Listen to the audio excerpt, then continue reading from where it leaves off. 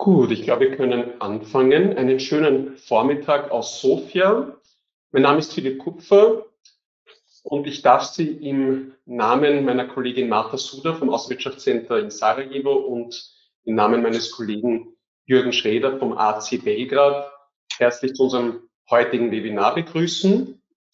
In unserer heutigen Power Hour über Industrie 4.0, Electronics und Smart Factory besprechen wir gemeinsam mit externen Experten über das Geschäftsumfeld, über die Business Opportunities, über eben diesen Themenkomplex in den Märkten Bulgarien, Serbien und Bosnien-Herzegowina, 3 Märkte, die insgesamt 17 Millionen Einwohner haben, also durchaus potenzielle Targetmärkte für österreichische Firmen, die auch als Nahmärkte, als verlängerte Werkbänke für die österreichischen Firmen oft dienen. Bevor wir in Medias Res gehen, noch ein paar technische Informationen. Sie haben die Möglichkeit, während des Webinars Fragen in den Chat einzugeben. Wir werden die Fragen gebündelt dann am Ende des Vortrages beantworten. Sollten Sie aus technischen Gründen das Webinar nicht zur Gänze verfolgen können, don't worry, es gibt am Ende, es wird Ihnen nach einigen Tagen, bekommen Sie die Präsentationen und Sie bekommen auch eine Videoaufzeichnung, beziehungsweise dieses Webinar kann man dann auch immer auf dem Channel der Außenwirtschaft abrufen. Sollten Sie auch technische Schwierigkeiten haben, wir haben auch unsere Kollegin Jessica Halil, die netten, dankenswerterweise von Wien aus Sie unterstützen kann. Ich möchte gleich beginnen, über Bulgarien Ihnen einiges zu berichten. Bulgarien hat eine sehr starke, solide industrielle Basis und auch eine sehr lange Tradition, was die Elektronikindustrie betrifft. In den 1980er Jahren war Bulgarien wegen seiner umfangreichen Exporte von Computertechnologien in die ehemaligen Comecon-Staaten gemeinhin sogar als das Silicon Valley des Ostblocks bekannt. Und Bulgarien verfügt über eine wachsende Mikroelektronikindustrie mit mehreren Unternehmen, die sich eben auf die Entwicklung und Herstellung von elektronischen Komponenten, wie beispielsweise Halbleiter, spezialisiert haben. Ganz generell die elektronische Industrie in Bulgarien, sie leistet rund 6% Anteil zum bulgarischen BIP, circa 80 Milliarden Euro, und beschäftigt fast 60.000 Mitarbeiter.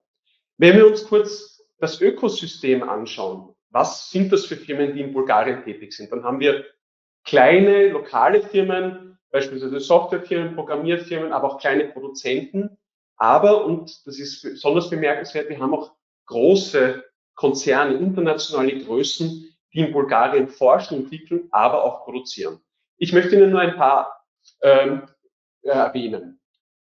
Das Unternehmen Melexis aus Belgien ist ein Produzent von Mikroelektronik und produziert oder designt in Bulgarien mit seinen 500 Mitarbeitern Halbleiterlösungen. Oder der US-Tech-Konzern Sensata Technologies ist spezialisiert auf Sensoren und Sensata Technologies beschäftigt in Bulgarien über 3000 Mitarbeiter an mittlerweile 3 Standorten, hat 2 Produktionsstandorte, wo sie Drucksensoren und Hochtemperatursensoren produzieren. Sie haben auch ein Testlabor, ein Design Engineering Center, aber auch Shared Service Center. Dann haben wir den Tech-Giganten Schneider Electrics, ein Elektrotechnikkonzern aus Frankreich, der fast 1000 Mitarbeiter in Plovdiv, der zweitgrößten bulgarischen Stadt, beschäftigt und ist eine sehr beeindruckende Factory, weil es wirklich eine also fast 100%ige Smart Factory ist und dort elektronische Komponenten produziert. Wir haben aber auch Nischenweltmeister, beispielsweise die deutsche Firma BHTC, Berheller Thermocontrol, ist nämlich eines der weltweit führenden Unternehmen im Bereich Klimabedienung, Thermomanagement für die Automobilindustrie. Das heißt, es kann durchaus sein, dass in Ihrem Auto eine Klimaanlage oder eine Steuerung Ihrer Klimaanlage von Berheller produziert in Sofia finden. Sie haben in der Nähe von Sofia fast 1000 Mitarbeiter. Wir haben aber beispielsweise auch die US-Firma Global Foundries, ein weltweit führender Halbleiterproduzent, der hat in Sofia auch ein Entwicklungszentrum, das eine wichtige Rolle bei der Entwicklung einer Reihe von Halbleiterfertigungstechnologien spielt. Ganz entscheidend, nicht nur für die Region Südosteuropa, aber natürlich auch trifft das zu auf Bulgarien, großer Arbeitskräfte- und Fachkräftemangel. Wir haben in Bulgarien eine Arbeitslosenquote von unter 5%. Und durch diesen Fachkräftemangel wird der Druck zur Automatisierung, zur Digitalisierung, zur Industrie 4.0 immer größer. Aber wie ist der Status quo dieser Automatisierung? Der Automatisierungsexperte John Bradford vom Beratungsunternehmen Harbour Results definiert 5 Automatisierungslevel. Vom Level 0, keine Automatisierung, vollständige manuelle Steuerung, bis zum Level 5, vollständige Automatisierung, wo man nur wenige hochqualifizierte Techniker braucht. Es gibt zwar auch in Firmen in Bulgarien, die dieses Level 5 erreichen, das heißt vollständige Automatisierung, wie beispielsweise Schneider Electric mit seiner Smart Factory in der Nähe von Plovdiv. Aber man kann sagen, die meisten Industrieunternehmen, auch in der Elektroindustrie, befinden sich in Bulgarien derzeit auf Level 2 oder 3. Level 2 Teilautomatisierung, Level 3 bedingte Automatisierung. Sie sehen, die Transformation der bulgarischen Industrie, der bulgarischen Elektronikindustrie schreitet schnell voran. Und um das zu beschleunigen, hat die bulgarische Regierung viel Mittel von der Europäischen Union zur Verfügung, vor allem für die Bereiche Automatisierung, Digitalisierung und Industrie 4.0. Alleine im operativen Programm Innovation und Wettbewerbsfähigkeit sollen dem Land über 1,2 Milliarden Euro zur Verfügung stehen.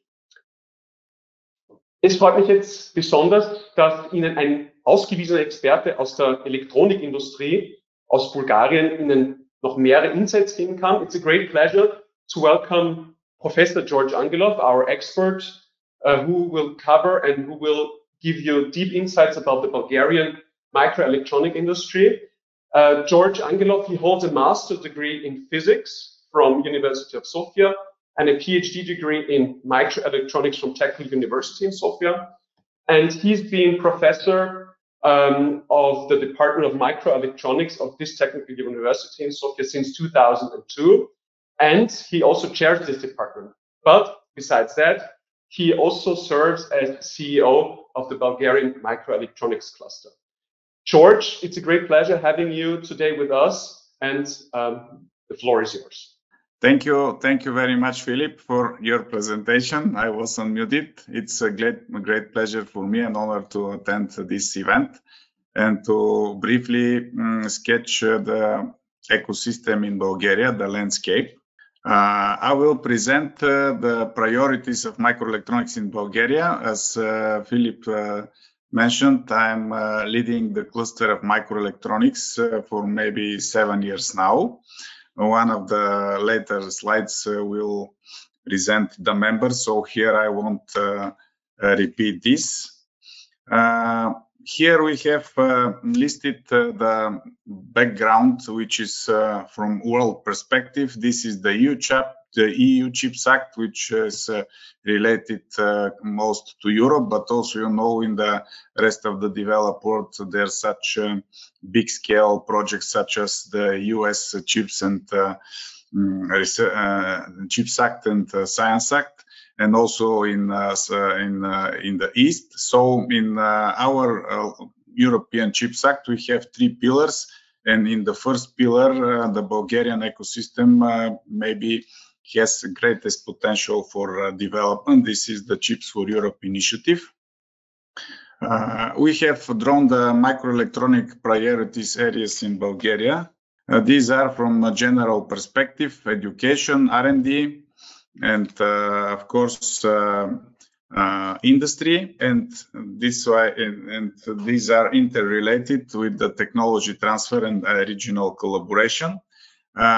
In fact, last year was very dynamic for Bulgarian microelectronics ecosystem because we achieved to input microelectronics as a priority area of our Bulgarian smart specialization strategy. And also we have set up a council on microelectronics within the Ministry of Innovations and Growth. And having these achievements, we also did the so-called mapping of Bulgarian microelectronics companies.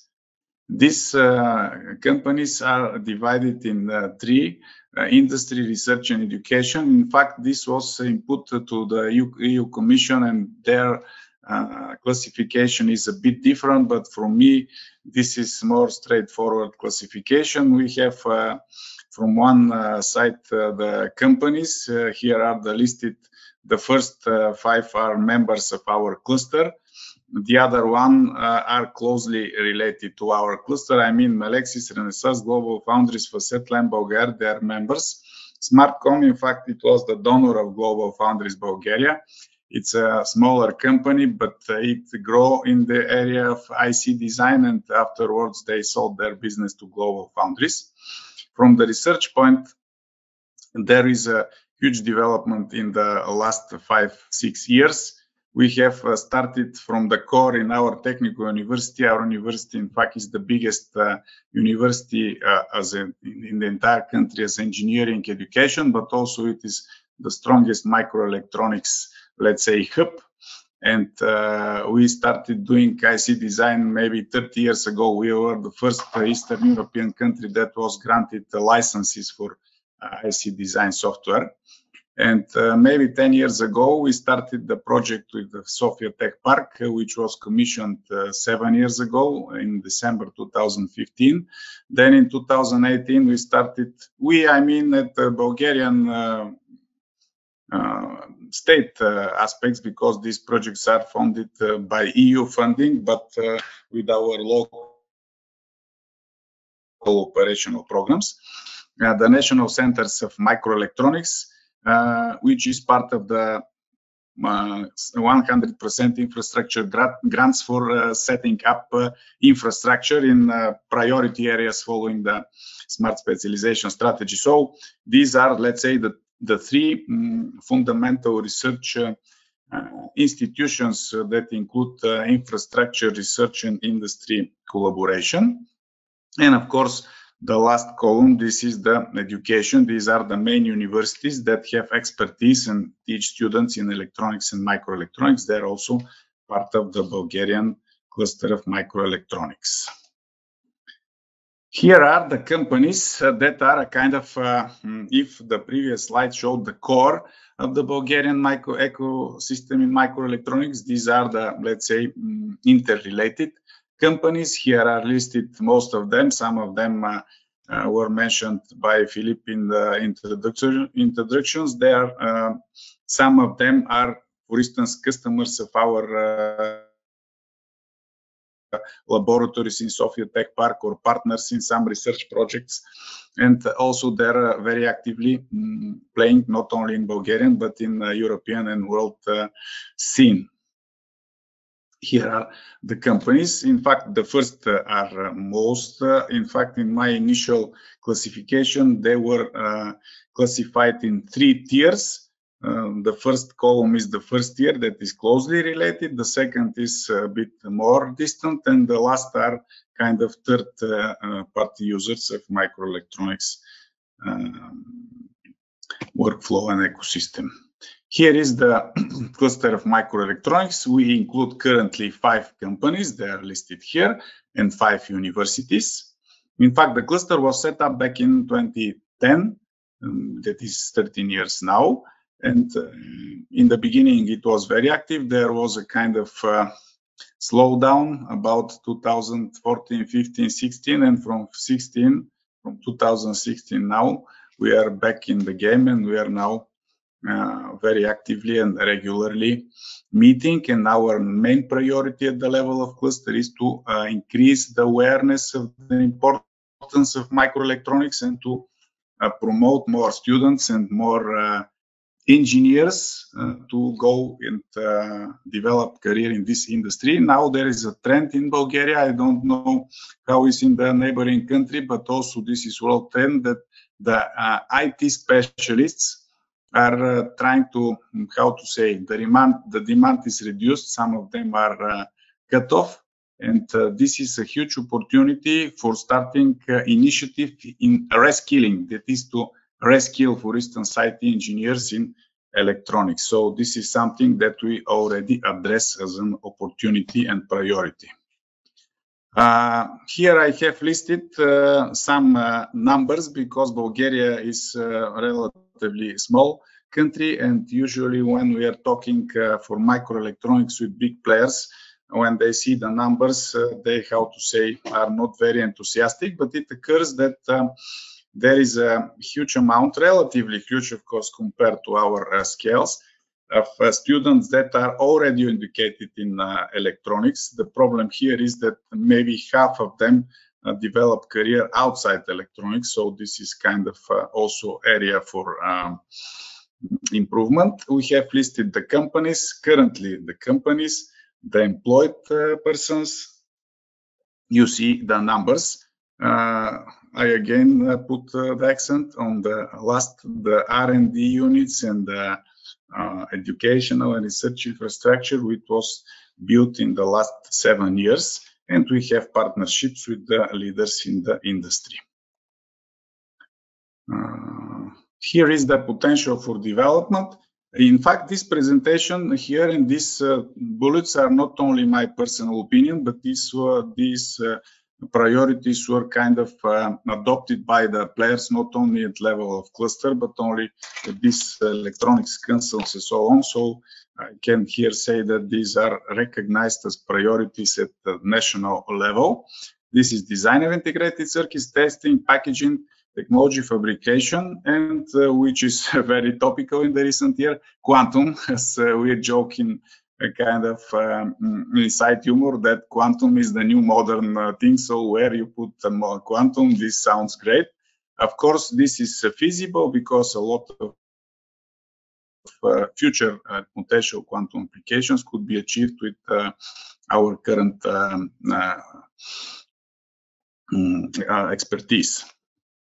And please, next slide. In fact, here in Bulgaria, I will, you can go through the slide, but I will just outline that one of the major priorities is to develop center of competence in microelectronics, which is part of the priorities of the EU Chips Act.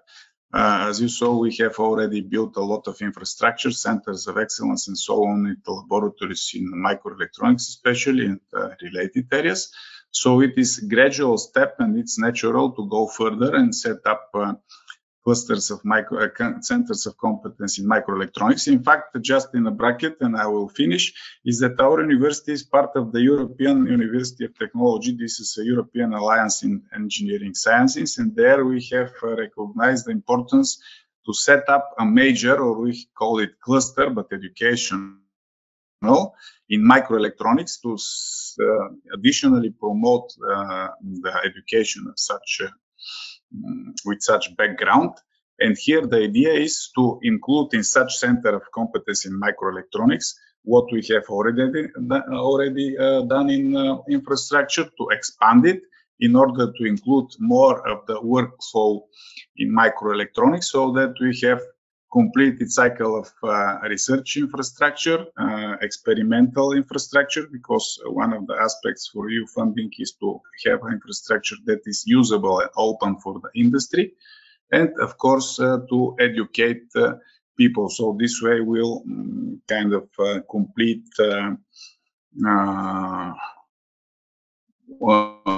operational entity in microelectronics. Center of competence in microelectronics. So please, next slide. Yeah, and here is kind of final slide.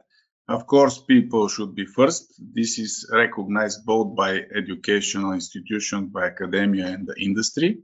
We have listed some potential companies. With some of them, we are in regular contacts. And we have here listed the kind of more particular topics that could be handled. I think that my time is over, right? Thank you so much, George, for highlighting the electronics landscape in Bulgaria and for sharing your expertise. I would like to add that Sofia Tech Park, hosts one of the supercomputers, petascale supercomputers available in Europe, and companies and academia can use the supercomputer for their work. Without further ado, I will now give the floor to my colleague Jürgen Schreder from Belgrade. Jürgen, please. Ja, meine sehr geehrten Damen und Herren, auch von meiner Seite aus Belgrad einen schönen guten Morgen, schönen Vormittag. Wie gesagt, ich bin der Jürgen Schreder, ich bin der Wirtschaftsdelegierte für Serbien, für Montenegro und für Nordmazedonien. Also wann immer Sie Fragen zu diesen drei Märkten haben, wir haben in beiden Märkten Nordmazedonien und Montenegro auch ein kleines Büro. Wann immer Sie Fragen haben, wann immer Sie Informationen benötigen oder irgendetwas machen wollen, dann bitte kommen Sie zu uns, wenden Sie sich an uns. Wir sind Ihnen gerne behilflich, hier in diese Märkte einzusteigen. Ja, ich freue mich sehr darüber, dass wir heute die Gelegenheit haben, mit diesem Webinar Sie über weitere Geschäftschancen in unseren Märkten im Hinblick auf Industrialisierung, Automatisierung, Smart Factory und so weiter zu informieren.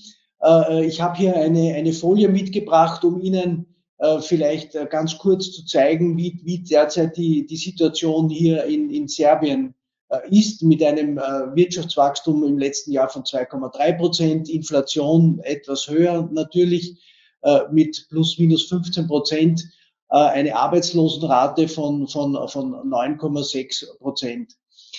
Ja, um jetzt hier die Einleitung zu machen, die wesentlichen Facts and Figures bekommen Sie heute hier von unserer Gastrednerin, Frau Nevena Jovanovic, bei der ich mich gleich bedanken möchte, dass sie sich hier heute zur Verfügung stellt. Vielen Dank, Frau Jovanovic. Thank you very much that you are available today for us. I just want to give a brief introduction to our listeners in Austria. Wir haben beobachtet in den letzten Jahren hier eine massive Zunahme an ausländischen Investitionen, speziell im Produktionssektor. Firmen aus Deutschland, aus den Niederlanden, aber auch aus Österreich haben hier investiert und dadurch natürlich einen Bedarf an Automatisierung, an Zulieferungen im elektronischen Bereich geschaffen. Das hat gleichzeitig die lokale, die kleinere Industrie dazu motiviert, auch mehr zu investieren, um wettbewerbsfähiger zu werden. Warum? Weil natürlich diese großen Konzerne aus dem Ausland auch Zulieferfirmen brauchen und die sind hier vorhanden, aber müssen eben auch in bestimmten Bereichen investieren, müssen hier schauen, dass sie auf den Standard kommen, auf das Level kommen, was eben die großen ausländischen Firmen hier von ihnen erwarten.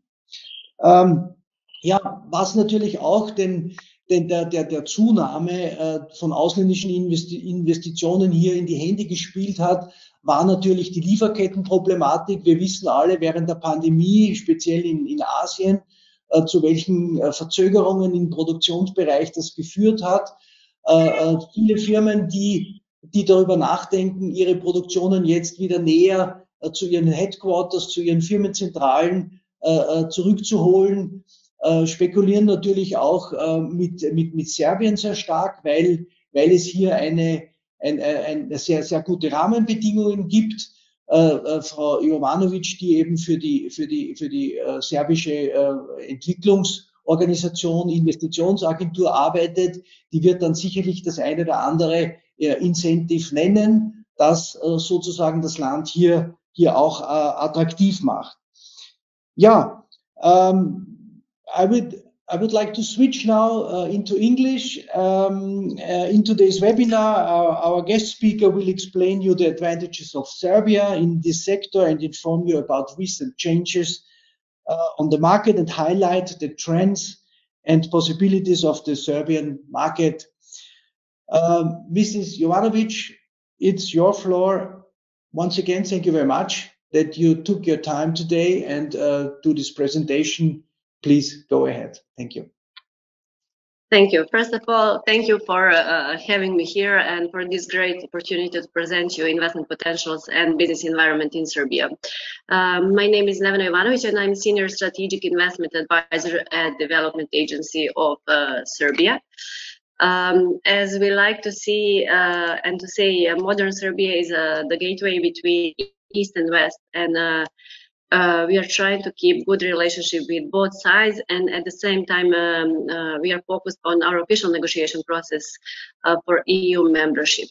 Here we can see some of the global recognition of our work in terms of FDI.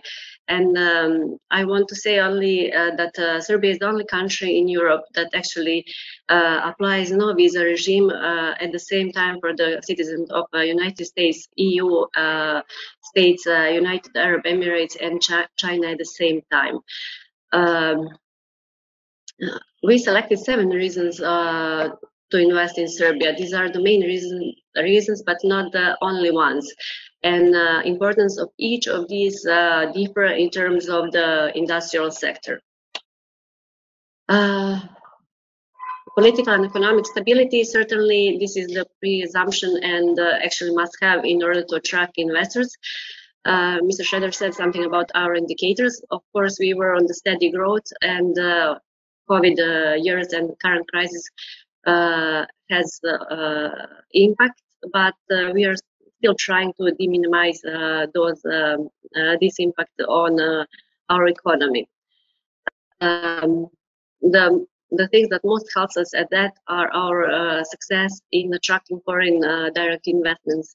Especially in last years, we have a great inflow of FDI from Industrie 4.0 from tech investors, and this helps us a lot to keep track with the other countries. Actually, last year, even in the COVID year, we have our national break our national record, and last year it was 4.4 billion of euros of inflow of FDI.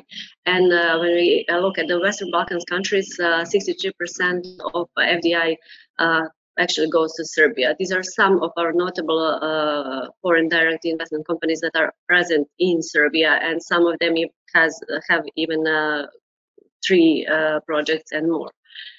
So they reinvest through the time. Competitive operating cost is something that is important, and we are still at the good side, and more benefits you can find in Serbia comparing to the Eastern countries. But these are not the reasons why tech industry and investors from the 4.0 comes to Serbia. Actually, the main focus in this presentation is on our world-class talent pool. This is the reason people in Serbia are the reason why these kind of industries choose Serbia to invest in. Even though Serbia has only 18 universities, 130 faculties, and 63 institutes, we have strong backgrounds, and it's recognized at the world level at the STEM studies. As you can see, 36% of our active students are coming from these studies, and that's why we are at the top 500 on Shanghai ranking list, and among 300 in physics and mathematics. Of course, also on the high level education is really important in terms of the smart factory. And investors who come to Serbia and choose Serbia to stay here because our technical high school are something that is really producing good talents for and good workers for them. We actually, in the couple of the last years, copied a model from Switzerland and Germany of a dual system of education, and it proves to be a good decision. It's the model where students couple of days are at schools and then couple of days are at the factories, actually learning the skills that are important for companies. And adding to that, we saw that we have a pool of the people that actually is not suitable for the modern economy. That's why we organize high school training centers, and by the end of 2023 we are trying to open actually to 12 best secondary schools will be transformed in the state-of-art training centers for adult transformation. This distribution of those centers across the country is related to existing high school and existing investors and their requirements. We can see here some benchmark for the all levels. For the high school, the best, and certainly one, not the only one, but the best benchmark is cooperation between MTU company and the National Training Center in Brussels. It's aircraft engine producer, and our students has actually opportunity to learn and to practice on the Rolls-Royce engine in Brussels. And at the university level, we have an example of a new curriculum at the Faculty of Mechanical Engineering, Industrie 4.0, and cooperation with the factory. Of course, it's not Formula One bullet, but again, it's a great opportunity for our students. And at the research institute level, one of our great partners is continental cooperation with AI institutes. They are developing AI together with Serbian Institute. Our talent pool, not only with a STEM background, but the importance for our investors and companies that are here is in language proficiency. It's really useful for management when it comes from the headquarters to Serbian offices and to Serbian factories to speak directly with the workers, because we start with English at the level of the kindergarten, and then through elementary, high school, and university, English is a must-have, and then we are adding second language at the beginning of the elementary school. So it facilitates conversation with foreign companies a lot. Technological parks are for the young talents and entrepreneurs who are willing to enter the world of startups, because we have a lot of inquiries and a lot of connections with the ICT companies from Silicon Valley or all other parts of the world. So if they want to start with a small scale size of the projects, they have technological parks. First one was open in Belgrade, and 3 others are open in Niš, Kragujevac, and Novi Sad. Our ICT sector has been developing organically, and it's blooming at the moment. So we are trying to create environment and proper infrastructure in city of Niš and Kragujevac, sorry, Čačak was a technological park, in order to somehow distribute those ICT projects all across the country, because Belgrade starts to be with a lot of projects, and it's not possible to find workers or to have it at the proper knowledge base level. These are smart factories, some of the smart factories that are currently operating in Serbia, and they are expanding. As you can see, our sector in focus is automotive industry, because it's the one since the very beginning that is present in Serbia since 2000 when Serbia opened its economy. And these factories we are proud of, because after manufacturing they start to open R&D centers and bring R&D centers and tech centers in Serbia. This is actually what our development strategy was, and this is the new strategy that we are actually working on. It's EV production. Actually, we want to create a closed chain for the EV and battery related industry. That's why we are trying to create a good knowledge-based environment with all other requirements, infrastructural requirements, to have all of these factories, because we see future in EV vehicles, especially with, for example, Rivian being here with its tech center in Belgrade. It brings us a lot of inquiries from the investors on this side. Also, these are only some of the examples that we have that are already present in Serbia. And again, we are proud that they brought their R&D centers here in Serbia. And we have companies, of course, from states, from Japan, from Austria, from Germany, from all over the Europe. European Union is certainly the strongest partner in all fields of economy. And next to these smart factories, we also trying to develop the biotech, and that's why we announced opening of the biotech campus here in Belgrade. Hopefully, it's going to be finished by the end of the 2023. And speaking about the accessibility and people, Serbia has free access to 1.3 billion consumers worldwide. That is thanks to our free trade agreements. We are the only one country that has free trade agreement with the European Union, United States, Turkey, UK, Japan, Australia, Russia, Belarus, Ukraine, countries of CEFTA, and now we are at the finalization phase of signing a free trade agreement with South Korea and China, which brings us a lot of benefit. But as I mentioned before, EU is Serbia's largest trade partner traditionally, and certainly one of the things that helps us a lot is our excellent location.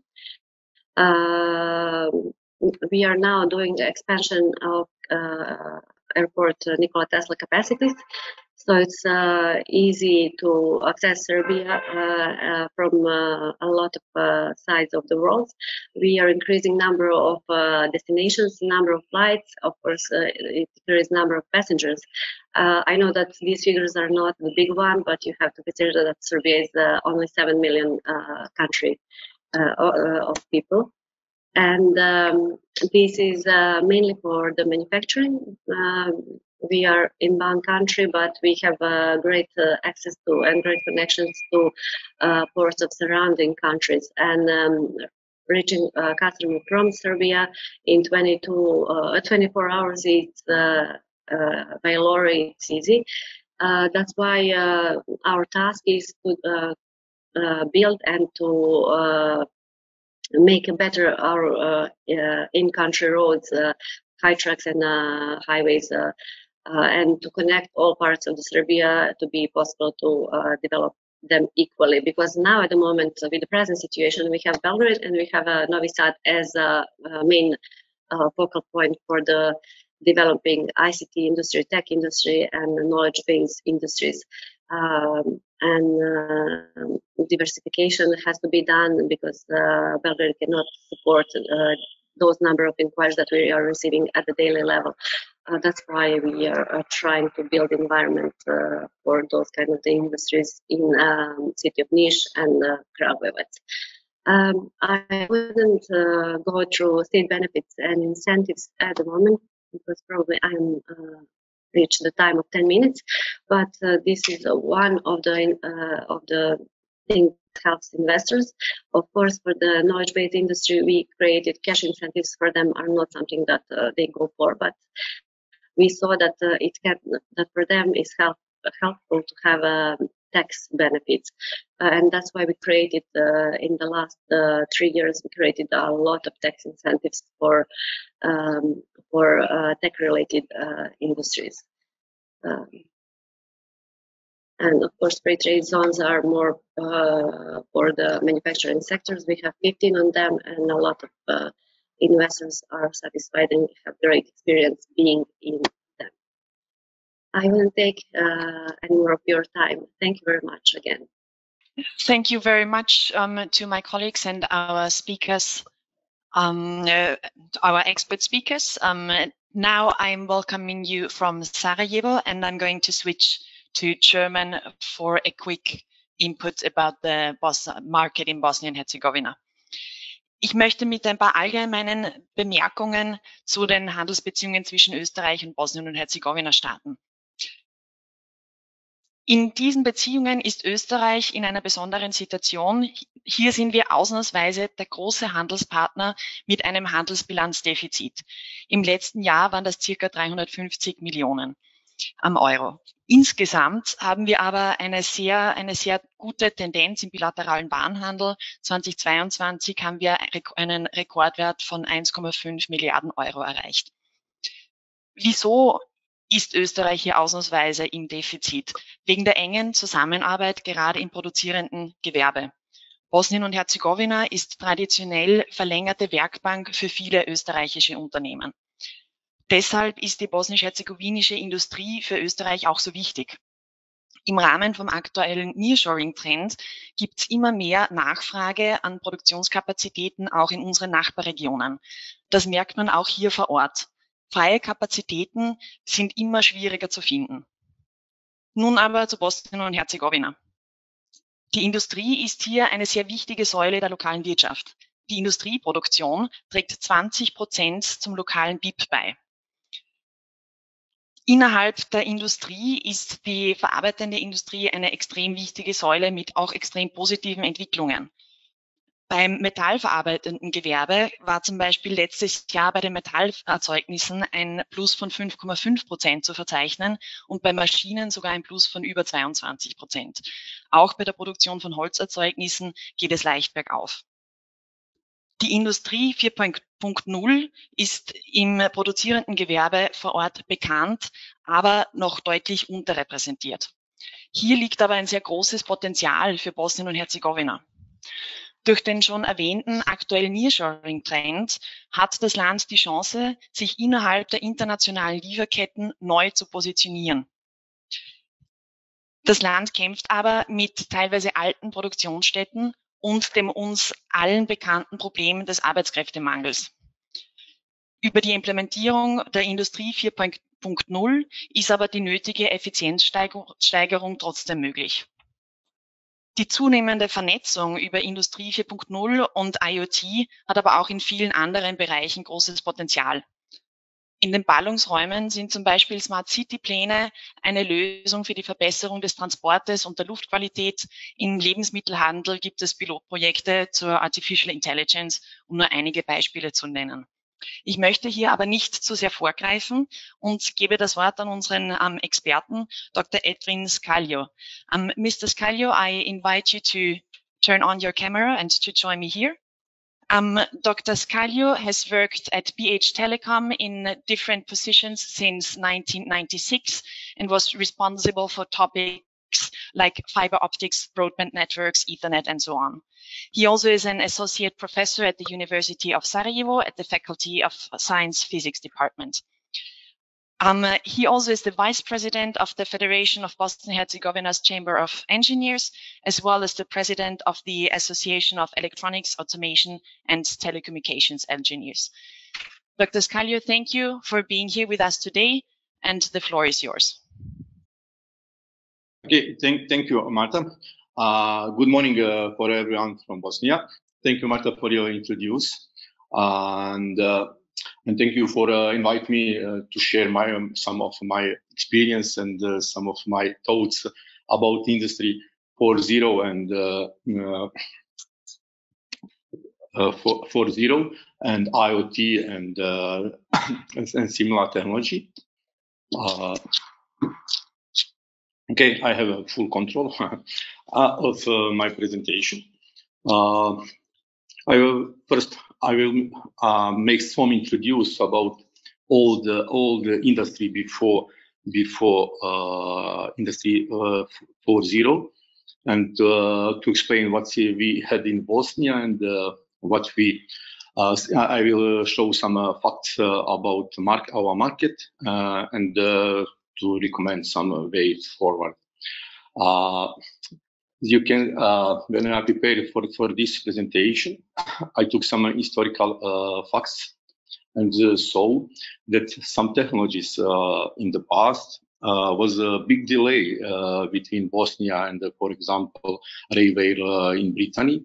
It was 40 years, but now we are much more close. For example, the first broadband line in the Bosnia came 3 years later than than it was the first time in the world. And I really was interested. For me, also was interesting to see that electrics and informatics and electronics coming much more fast to Bosnia than typical engineers like a steam engine in the deep past. Also, let me allow one slide more from the past. During 20th century, the second part of 20th century, we had two big companies here in the Bosnia.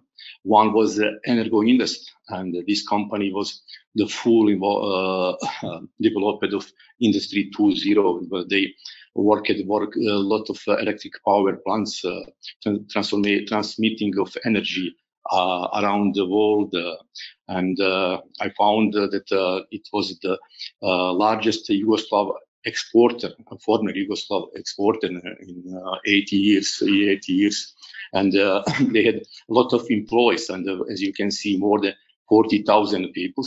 Also, we had another second big company in Banja Luka, Rudi Šajevec. It was a big company in electronics. This means in Industry 4.0, they produce TV microprocessors, pacemakers, and a lot of devices. Both of these two companies now are divided in a lot of small companies. As you can see in Invest, I found 12 companies. Rudi Šajevec 34 companies. So this is one characteristics of Bosnia market, that ICT sector of 3.0 industry is dominantly in small companies. As you can see, 6% of companies expressed that are they involved in ICT industry. But a large company, we have just 2.7 that work here. This is telecom, mainly telecoms in Bosnia. Also, if we can make analysis of our GDP, we will find that the ICT sector is a really big sector. It is one of most important part of our GDP, with more than 55% of GDP is ICT. Here is just two sectors, a bit more. One is wholesale trade and agriculture with 6%. And then this is ICT. But what is problem and what is characteristics of a Bosnia market? That manufacturing factory is very, very low. As you can see here, manufacturing of computers, electronics is just 0.11% of our GDP. This is very, very low. This is statistical error. And this is the Industry 3.0. Regarding Industry 2, electric, like power electric, there is still way less than 1%. So we need funds, investment, energy from ICT sector to imply in manufacturing of electronics components. Things are changing, and here is I found that this year we got the first electric car from Bosnia, and very interesting that complete product is for export, is not for domestic company. And we got, as you can say, electric car in the Travnik, EVO is the name of this car. If you ask me, what is the main characteristics of Bosnia regarding Industry 3.0 to face 2.4.0? There is no microchip production, and as a colleague from Bulgaria said, there is integrated electronics, and this is big problem for anyone's society. If you have your production of microchip, then you are in relation with import. Then we call it consumer technology. This consumer electronics. Regarding this, all our people is very, very familiar with consumer electronics, and everyone, grand people are using a smartphone, Facebook, and similar. And there is, but as I said, problem is because we have no micro production. I mentioned in previous slides that small companies here is characteristics of our market, and we have a lot of small companies like laboratory, and these companies can do almost any one job, and if we find any chance to get we can make anyone new products. Also, I made some survey about artificial intelligence here in the Bosnia. As I said, the main GDP in the Bosnia is in wholesale and retail trade. And I asked the main stores in Bosnia, how about artificial intelligence? They told me that had some pilot project.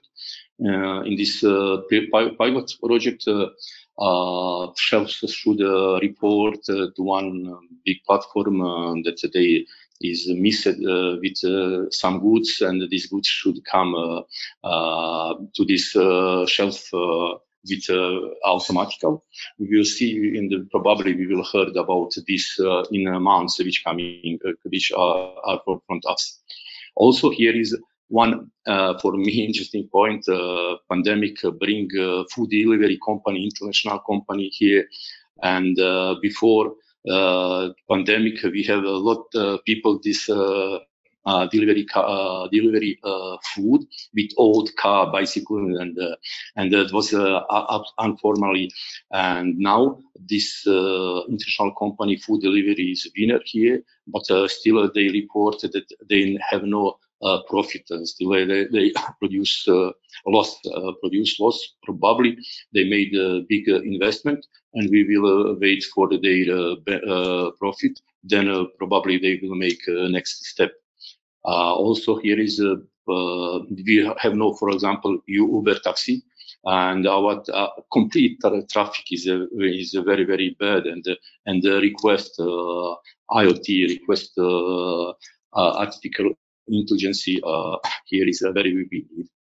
If you ask me about IoT, always I divide it in three parts, the three segments in these parts. One is the IoT system or IoT networks, where we collect a lot of IoT devices and make connectivity with some big platform.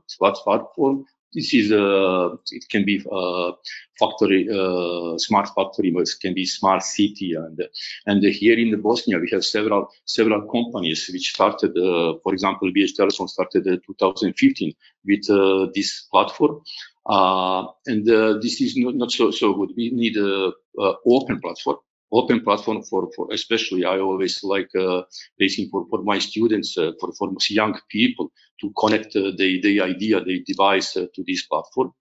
I told if you look just IoT things like smart phone, smart electric some goods, here is big problem because in the Bosnia manufacturing is very low, but we have a good chance to IoT upgrade. To upgrade, for example, some old car, not old car without a lot of electronics, and we can improve this if we add IP address and some sensors, actuators, we can make a IoT device. So here is a chance, a great chance for Bosnia, because our company is small and very, very flexible. Also in academic, I took several historical overview, and as you can see, 5 years ago, our students and professors play with toys, but now we have complete products for factory, for traffic, for Mikhail's, and everything is smart, and big potential is in academy. So if you ask me way forward, I put this in second, but my wish is to motivate and educate students, not in IoT, not in Industrie 4.0. We need education in the business. Our young people should know how to establish company, how to lead company, and how his idea and market need to convert in business. So I expecting help from government for Austria, and everybody can here can find a business if we help these young people to find their business. I told the first position, we need cheaper production in Bosnia. As my colleague told, integrated electronics is very, very low. This is a big problem. And when I spoke with my colleagues, we told that it is good that it is good to have, for example, established relation between outside factory of chips or integrated electronics, and where government can make some preferential relation for Bosnian company and something like this. This is just idea.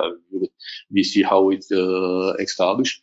And I explained that our ICT sector has to back money in our manufacturing, then our complete society, complete Bosnia will have good benefit.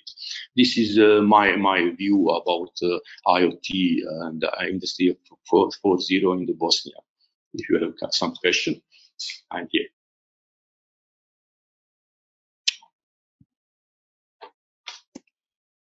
Thank you to all my colleagues, Marta, Jürgen, and all our for the presentation, and all our external guests for highlighting the possibilities, the business opportunities, and the landscape of Industry 4.0 and electronics and microelectronics. We still have a couple of minutes time to take questions, and I think a question arose for Bosnia. Please, Marta. Yes, so Dr. Skalju, if you could join us again. We have a question towards you. Which sector of the Bosnian society is in most need of Industry 4.0, and what can the government do to accelerate the implementation?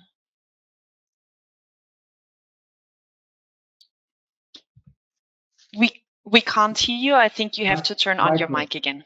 Thank you. Thank you, Marta, for your question.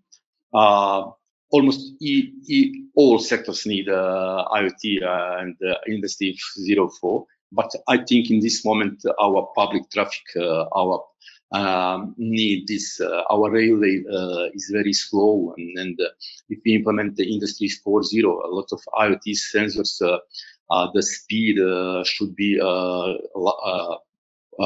increase safety of on our streets. There is a lot of traffic incidents. People lost his life, and I think that the traffic need. Also in the Sarajevo, we have a big problem with pollution, and I think that traffic is the first moment what need this. As I told almost everyone, and I can speak about about a lot of this, but public traffic should make traffic cheaper and safety. Thank you so much. There's also a question regarding Bulgaria. George, the question was, what could the government, what could the authorities do in order to ensure more investment in microelectronics in Bulgaria? Yeah, very good question. In fact, we are pushing, I didn't mention this, the direct answer. We are pushing to include Bulgaria in the current key digital joint undertaking, key digital technologies joint undertaking. This is the former Excel. It will be renamed to ChipSAC. This is an instrument that we believe at the level of microelectronics cluster and the players, the stakeholders. We believe this is an instrument that could push and promote the cooperation in terms of projects and investments between the industry and the academia. This is the focus of this Excel project, and it will be a kind of funding instrument for achieving the microelectronics goals at EU level. So Bulgaria currently is still missing, not on the list. And what is the benefit by going into this joint undertaking is that half of the projects will be EU funded by this joint undertaking. And here, how to say, the solution, and this gives us hope, is that until 2 years ago, the other half was the government was obliged to fund it, but now they have decided at EU level that the other half could be used also from other EU funds. And now we are trying at government level to put it on the agenda, and I hope that this year we will achieve this. This is overall from EU funding point of view. From particular point of view, I think that by promoting ideas such as the one that I mentioned, centers of competence in microelectronics, will increase the confidence and the recognition of Bulgaria ecosystem as a place where the foreign companies with interest in microelectronics could come and further develop. And as you are quite aware, we are in very close relations with the Austrian company and also with other players at EU level. So I think that now we, how to say, have more administrative and time-consuming steps rather than missing fundamental ingredients. Thank you, George. What I would like to draw your attention to is that there is the so-called IPCEI, the important projects of common European interest on microelectronics, where Austria and Austrian companies play an important role. I see there's also a question regarding Serbia. Jürgen, please. Yeah, thank you very much, Philip. We also received a question regarding Serbia. Mrs. Jovanovic, I mean, related to investments and also cooperation with Serbian companies, a big question is about the Serbian labor market. How did the geopolitical changes in 2022 affect the Serbian labor market? Do you think Serbia benefited from the increase, especially in IT experts and companies? What do you think about that? Well, I have to be honest and to say that our universities cannot produce as much as it is required at the market. So we have a lot of inquiries with a huge number of people related to tech industries, but that's why we are trying actually to build capacities of our universities, training centers, and to produce as much as possible workforce for these kind of the industries. It's quite difficult because also people are leaving Serbia and going abroad for work because now it's they are at the world level, they are recognized as a good workers in IT industry or tech industries, but we are trying as much as possible as government to keep them in the country and to produce new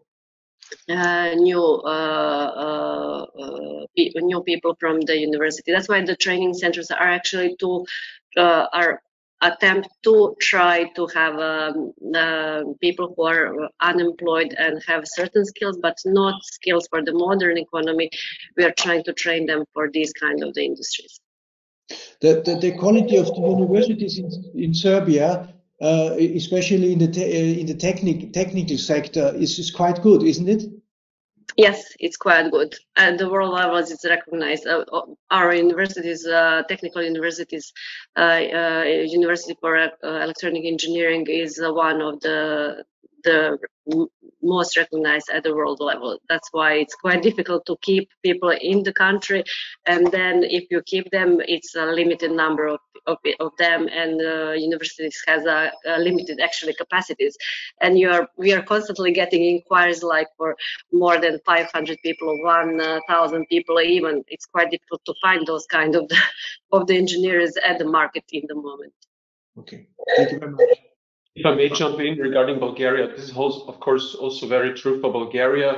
very good quality of education. Bulgaria has approximately, please George correct me, 52 universities in the country, and out of those 16 or 17 universities have a focus on engineering and electronics. Of course, not producing, let's say, enough people to cover all the necessities that the local market needs. There are no further questions. Thank you so much to everyone for the presentations, for the companies, for their participation and for their interest. If you have any more questions after the webinar, please, you may direct your questions either to Sofia, to Belgrade, and Sarajevo.